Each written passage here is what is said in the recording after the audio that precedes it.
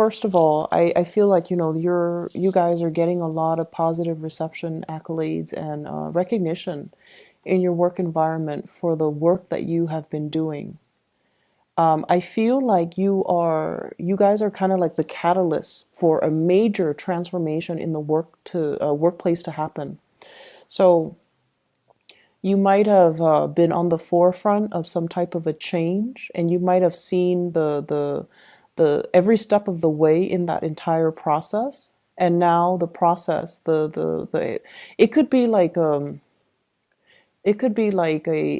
experiment that they're running, and you're supposed to be in charge of it. You're supposed to record the data. You're supposed to, troubleshoot. You're supposed to see it through from the beginning until the very end. And then at the end, you write a report about it. Then submit the report to your higher ups, and they look at it and they assess whether or not it was successful, what was done right, and things like that.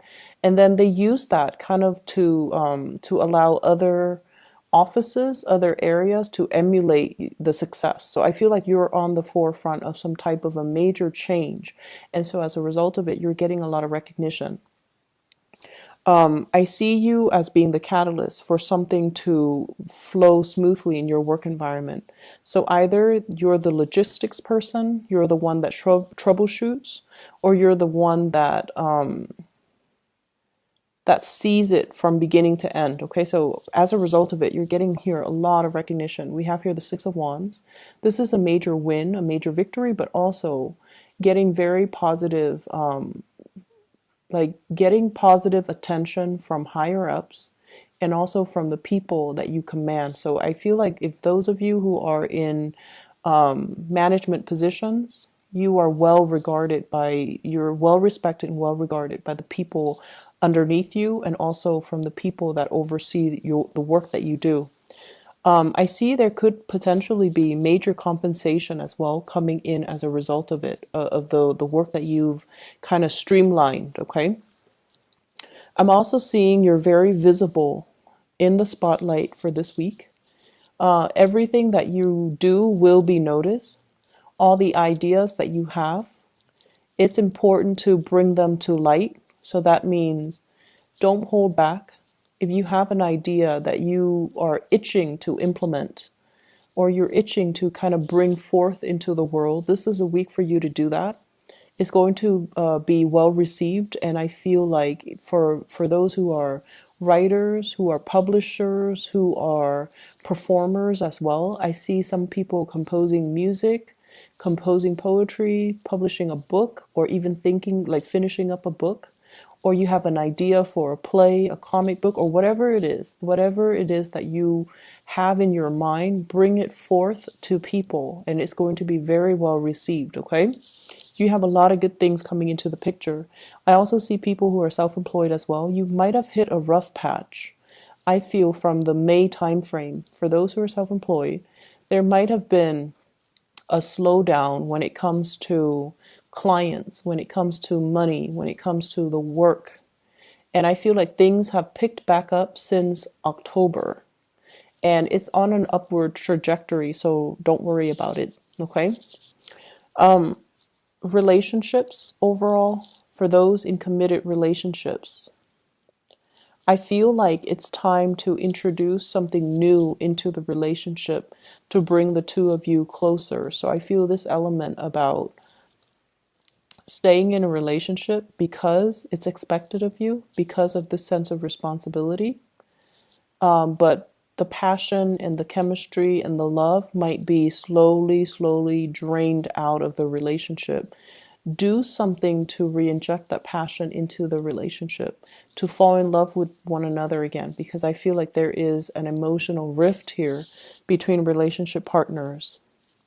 But I don't feel anybody walking out. I don't see cheating or infidelity or anything like that. But I feel like it still can be saved if you take the steps to, revive the relationship.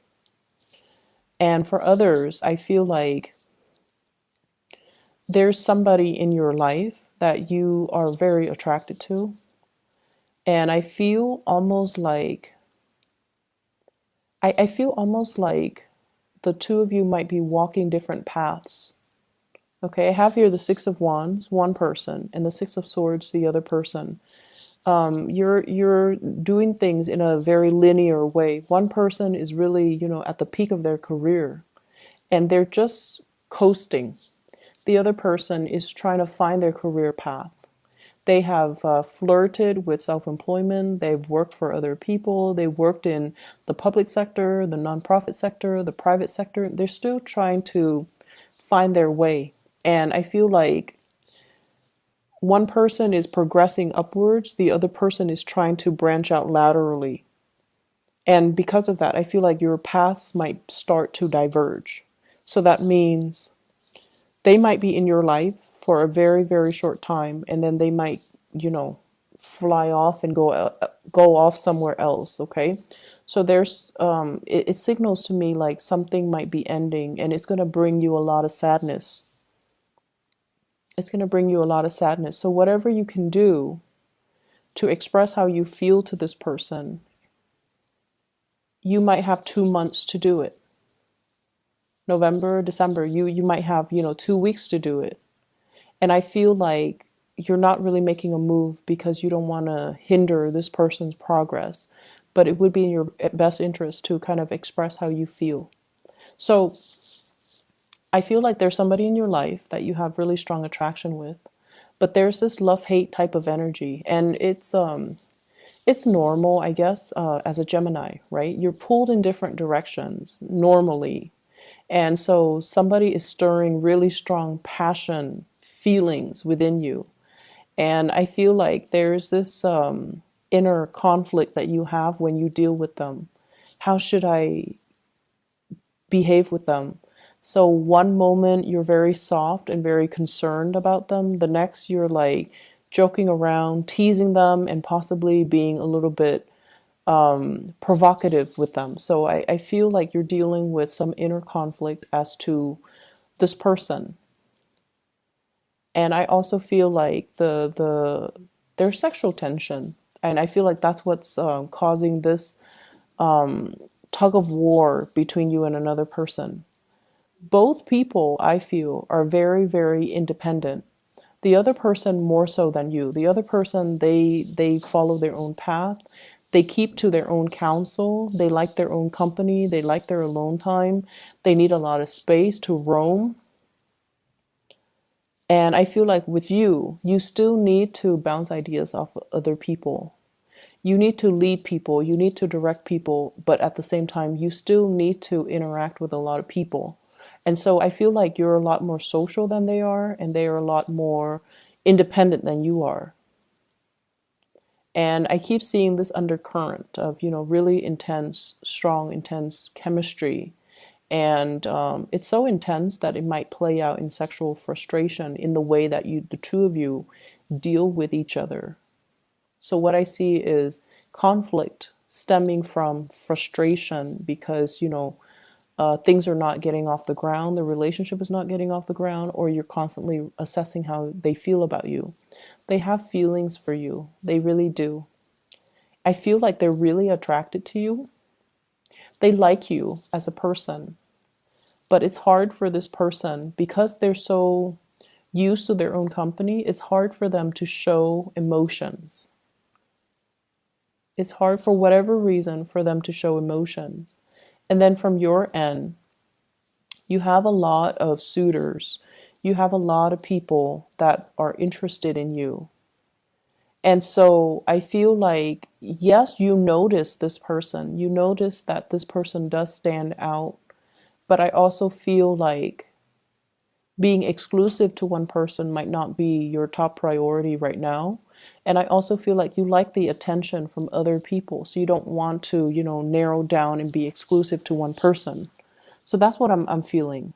But I also feel like this person does stand out. And, if there's a time limit, if they're leaving, or if you're aware that they're leaving, there might be regrets from your end about emotions that you're not expressing now. There might be regrets from your end about, how things should have been, how you could have done things differently. Once the person leaves your life, that's when you're going to start to feel their absence. So right now, everything is okay from your end, but when they're no longer in the picture, and I keep getting like 2 weeks, 2 months, 2 months in particular, that's when it's going to be heavily felt. Okay, so don't delay on things and don't do things that you might regret later, or don't not do things and then regret them later. I'm feeling like somebody is pushing you to change location. Somebody's telling you about opportunities for housing. Okay, so it's like they're telling you, you should sell, you should sell, you should sell your property, you should move away, you should get another job over here. Or they're making recommendations. I know someone who has a place for sale, or I know somebody who has a place for rent. If you're looking, I can like make the introduction for you. I also see a lot of people in theater, like in either are performers, like in a play, in a musical. I see you doing like spending a lot of time on like wardrobe, getting the hair just right, getting the makeup just right, getting the clothing to fit that time period just right. So you're doing your independent research. And I feel like it's going to pay off. Okay, so whatever you're doing in order to land that job, that role, that gig, or to even present yourself in a historically accurate way is going to be very well received. So all of these things are not going unnoticed. I also feel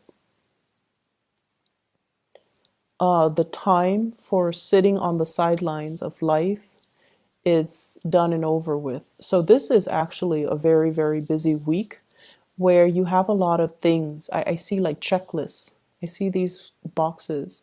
And then you're checking things off as you go. You're getting things done. You're taking care of little errands here and there, which is great because, Mercury goes into retrograde on the 17th of this month.